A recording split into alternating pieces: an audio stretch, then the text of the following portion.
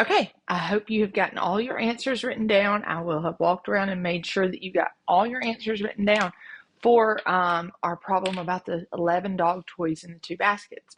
Now, track with Miss Davis for this bottom question that's labeled check understanding at the bottom.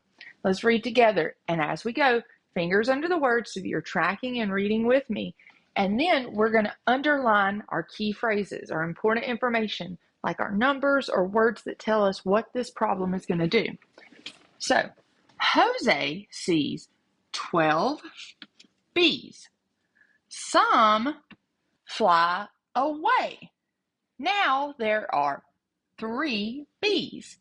How many bees fly away? Ooh, so this problem is giving us a little more information than the last one did. So let's draw our number bonds. Go ahead and draw that on your paper so that we can do this. Okay, how many was our total? How many bees did Jose see? That's right, he saw 12 bees. So that is going to be our whole. We're going to have 12, and we're going to draw that here. 1, 2, 3, 4, 5, 6, 7, 8, 9, 10, 11, 12. That's right, we have 12. Then our problem tells us that some bees fly away. So some bees were taken apart from our whole. We no longer have 12. They flew away. And after those bees flew away, there are 3 bees left. So one of our parts we know is going to be 3 because there's only 3 left. So let's take 3 from our whole here. 1, 2, 3. And let's put those down here in our bottom circle to represent our part. 1, 2, 3. 3. So we have 3 bees down here. Now, our question is asking us, how many bees fly away?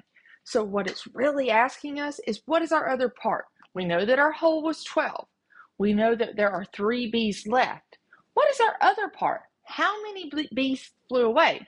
Well, if we have taken our 3 from our whole here and put them as our part, we can count what's left to see how many flew away. So count with me.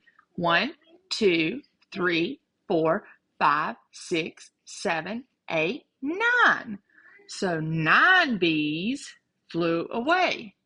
And we can draw that to represent 4, 5, 6, 7, 8, 9.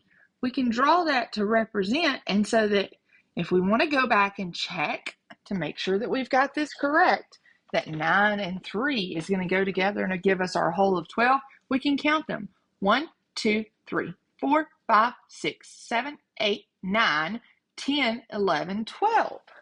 Very good. So now let's put our bar model together so that we can make sure that we have our parts and our whole. Okay, thank you. Sorry, my little girl is in here talking to me, and she's enjoying listening to your lesson.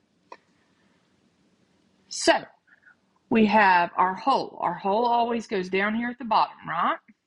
Right. And we put our 2 parts into the bar model here. Ivy, you need to go and work in there. Miss Davis is teaching. I don't want to go upstairs. Okay, you can go in the living room. All right, so we have 3 and 9. These are our parts. So that's how we're going to complete our bar model. So now we need to write an equation. Well, there's a couple ways that we can do this. One way would be just to add our 2 parts together to give us our whole. And that would be an addition problem because we put them together. So we know that 9 plus 3 equals 12. We can also represent this problem with a subtraction equation by taking them apart. And the reason why this makes sense is in this problem, we had 12 bees, our whole, and then some flew away. They were taken apart, taken away from. So we can start with our whole, 12, and then minus, subtract the bees that flew away. Which bees flew away? These, this part, 9. 9 to equal the ones that were left, 3. So go ahead and go through your worksheet and make sure you've written this down. And I'll be coming around to make sure that you have everything written down correctly.